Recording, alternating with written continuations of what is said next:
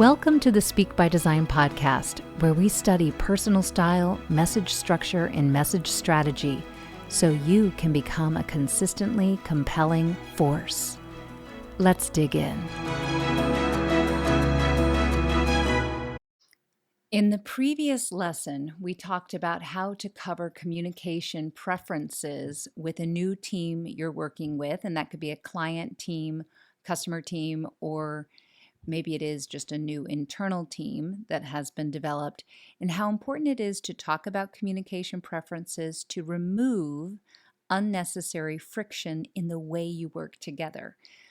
But today's lesson on communication pet peeves gets to a more personal way of connecting to a person and essentially adapting your style to be more effective in working with that other person.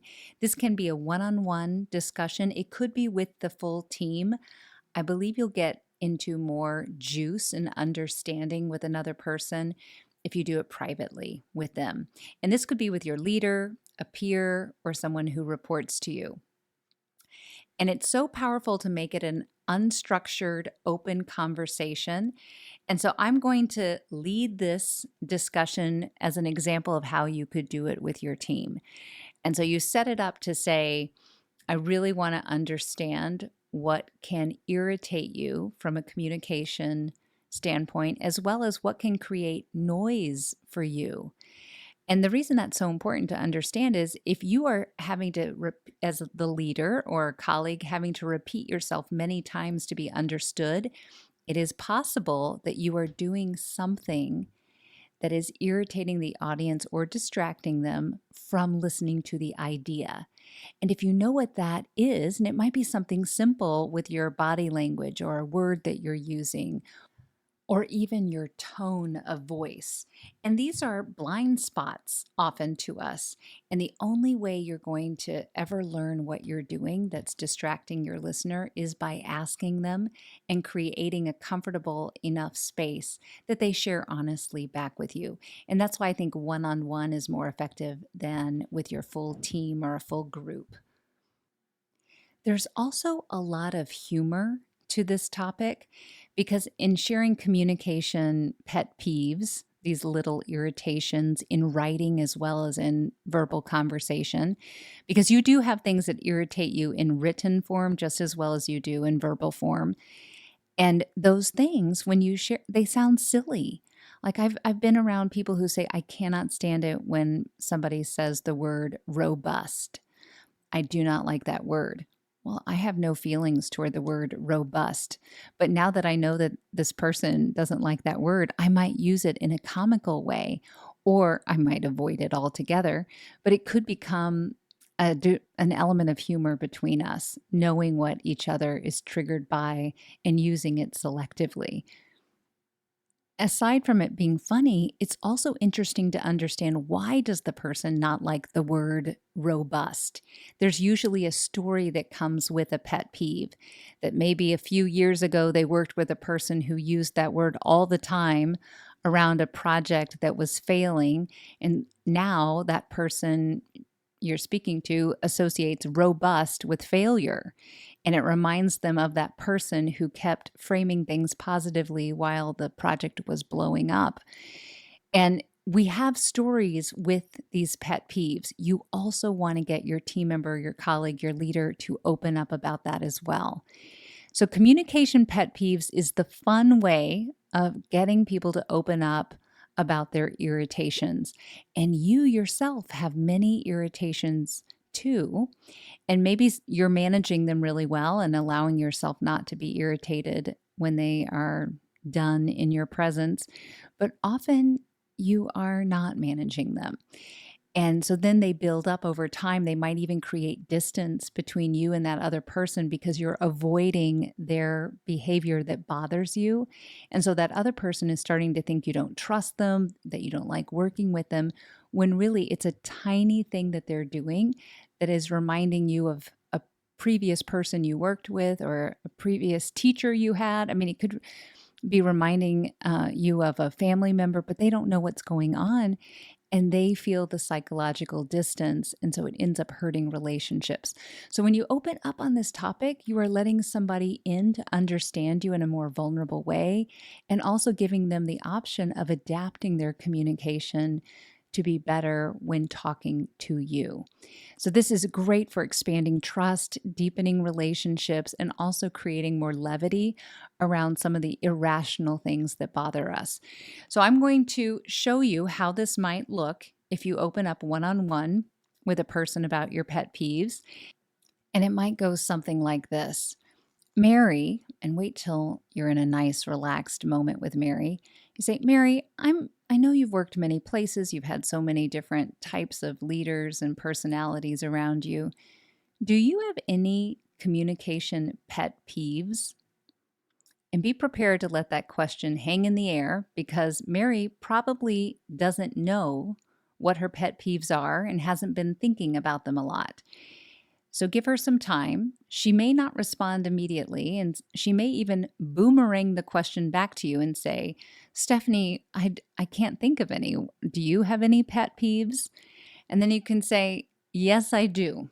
And so I am going to share some of the pet peeves that I have. And now that's not to say that I'm so triggered by these, I can't listen to a person who speaks with these habits, but it will help Mary understand what can irritate me and or at least distract me. And I like to categorize these into 3 buckets, the 3 S's: style, structure, and strategy.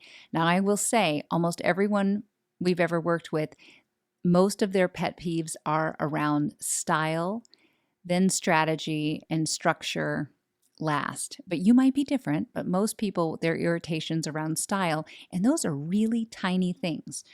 So for style, things that irritate me are in posture and gesture. If somebody is rubbing their chin, covering their mouth, or playing with their hair, I find it incredibly distracting because it makes them look like they're not certain. And it's so casual, it makes me feel like they don't respect the formality of what we're talking about. It's too casual for me. I also get distracted in if a person cannot sustain eye contact with me or if they're not looking at me at all.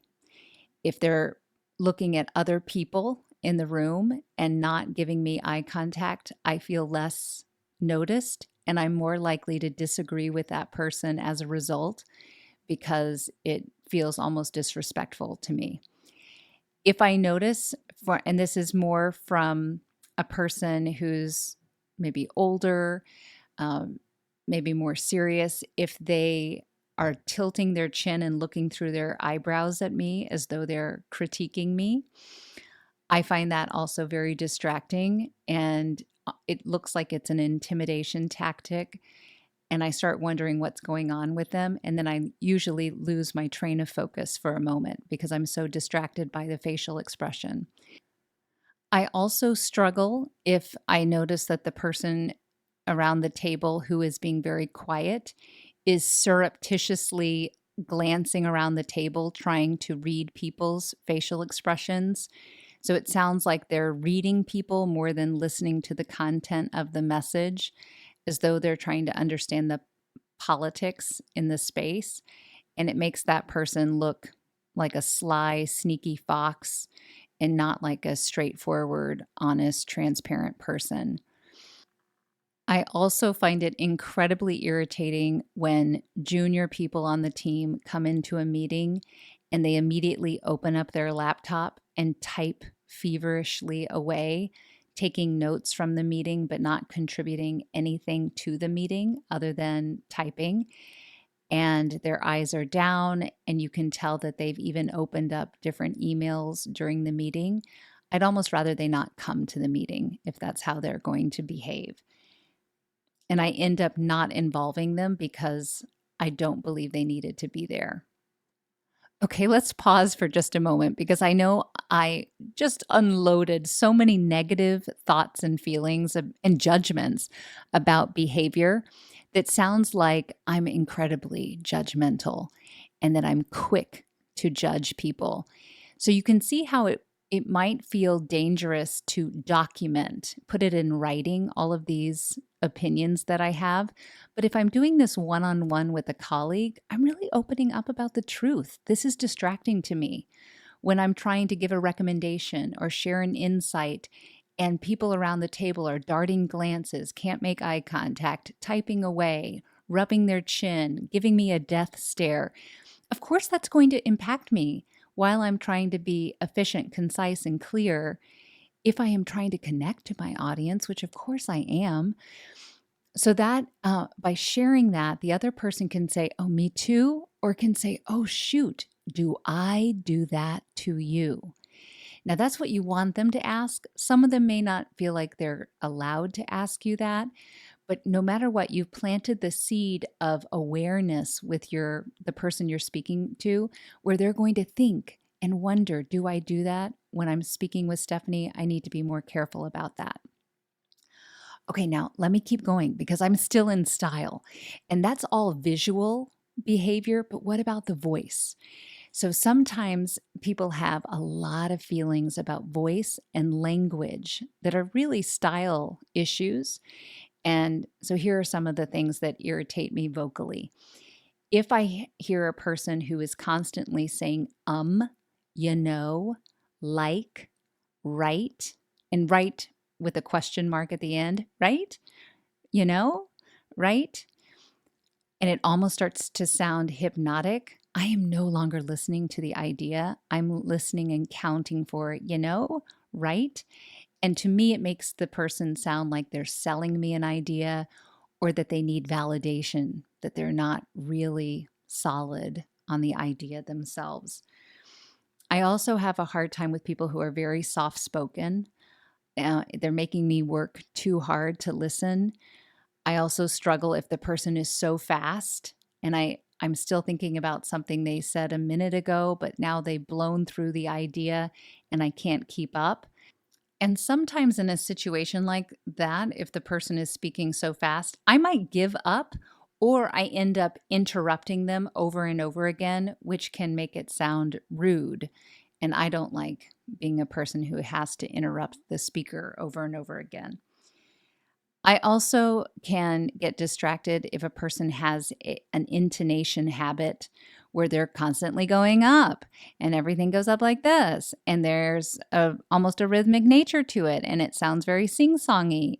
1, 2, 3, 4, 5. 1, 2, 3, 4, 5. That will grate on my nerves a little bit.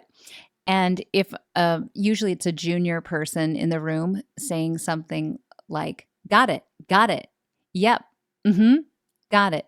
And it's very quick and over eager. And they almost aren't listening to the full sentence and they're not asking why and restating what they just heard. And it feels very transactional. And I don't believe that they've got it. From a language perspective, a few things can distract me. If the person is constantly beginning sentences with I think, or my goal, or my purpose, anything that's very I oriented, that self orientation is a turnoff to me because it doesn't sound like they understand this is a team sport. They're not looking at their work from the organization's perspective or the strategic goal perspective. It sounds very small minded and not expansively minded. I'm also triggered by the word obviously. Obviously is so arrogant. It tends to be used more in financial services firms, people that are wanting to sound smart. And the question that always goes through my mind is, why is this person wanting everything to sound so obvious and make us all feel like he or she is smart? So I don't really like that word, but other ly words, if they're overused, basically, actually, really, really, really, anyone who overuses the word really sounds like they're trying to sell you something, and it has a degree of desperation to it. I can also find it irritating if I'm meeting with an expert in any domain who is using jargon or acronyms that anyone who's not an expert would not understand. And I wonder to myself, how could they be so out of touch with me, their audience, assuming that I know what these acronyms mean. They must not be a very good communicator or teacher because they're speaking above my head and not caring enough to connect this to my knowledge base. Now, listen to that. That was all on vocal presence and language. And most people have triggers around those elements.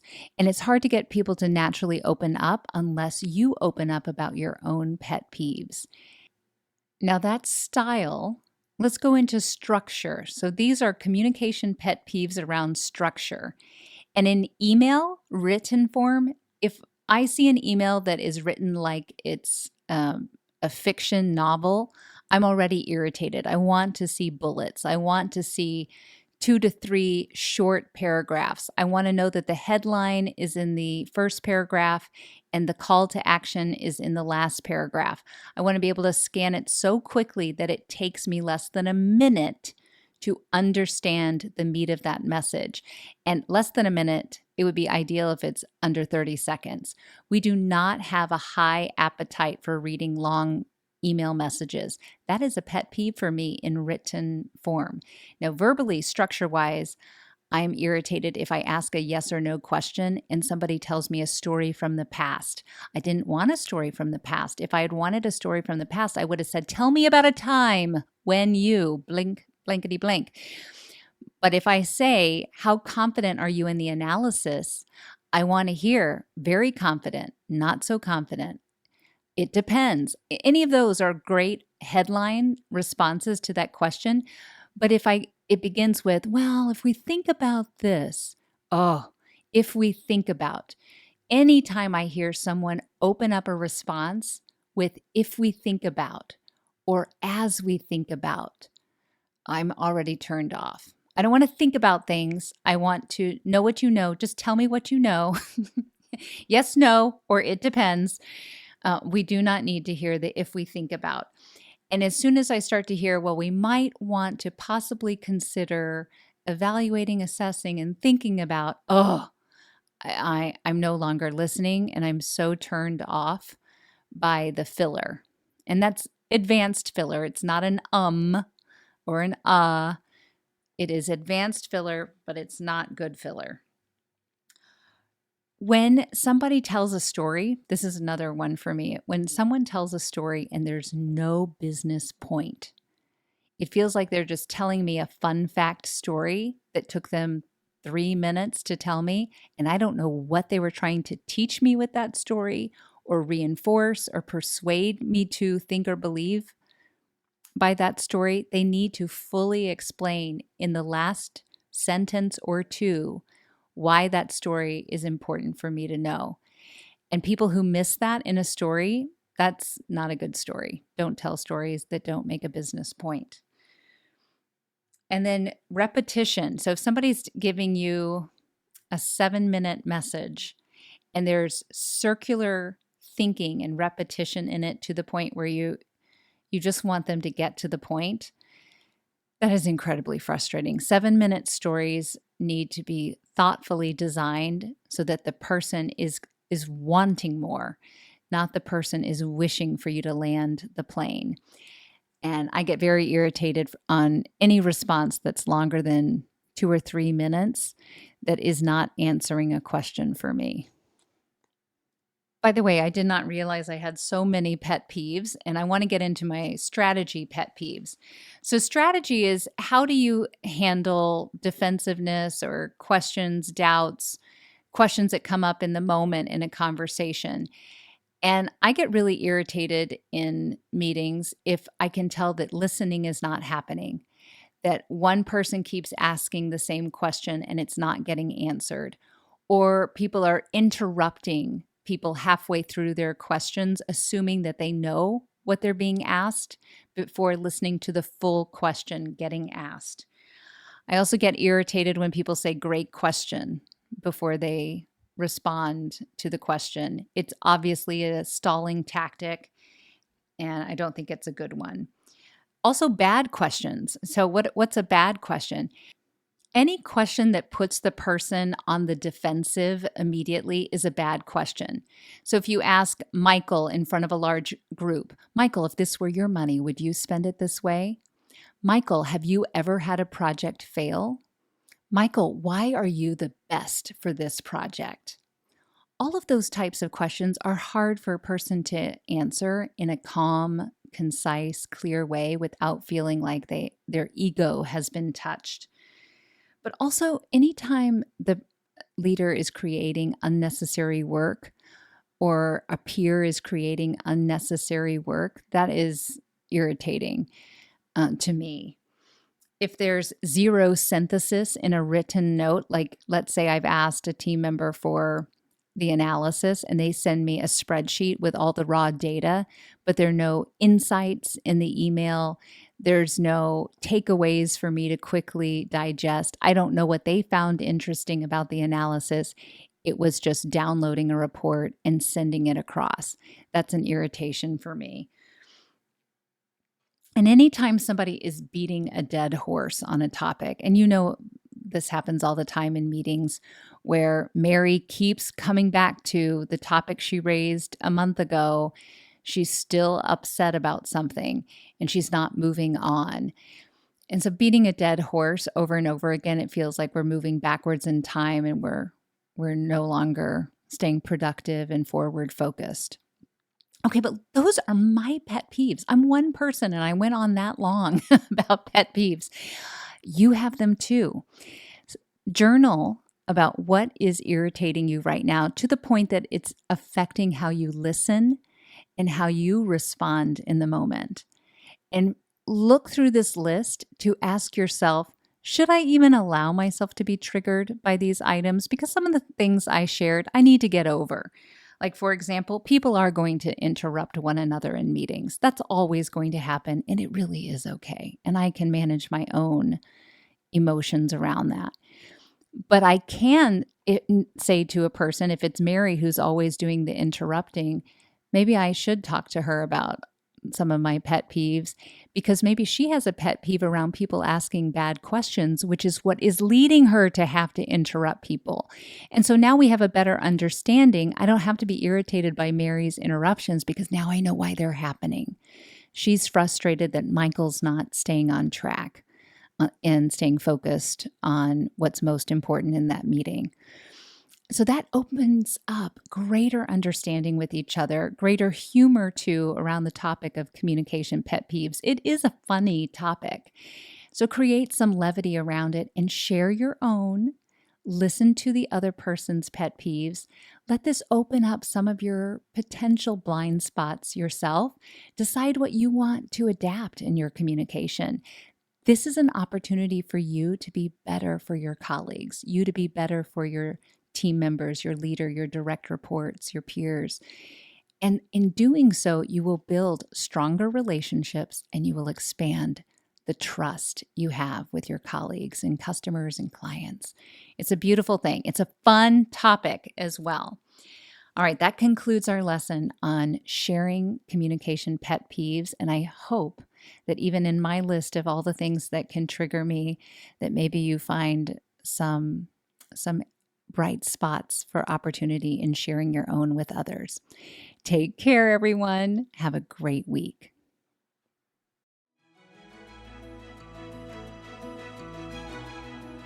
If you are enjoying all of these lessons, but now you're hungering to turn all of this into skills and habits that make this work intuitive and natural so that you don't have to think about it, then you want to join Speak by Design University. That's our coaching program that gives you private coaching, group coaching with me, group training, self-paced learning, as well as exceptional networking with other people like you. This program is for managers and above, people whose careers are on fire and they're looking to hit their next level and they want to do that sooner rather than later. Check it out at speakbydesign.com/join. That's speakbydesign.com/join, and you can start with us at the 1st of next month. We hope to see you there.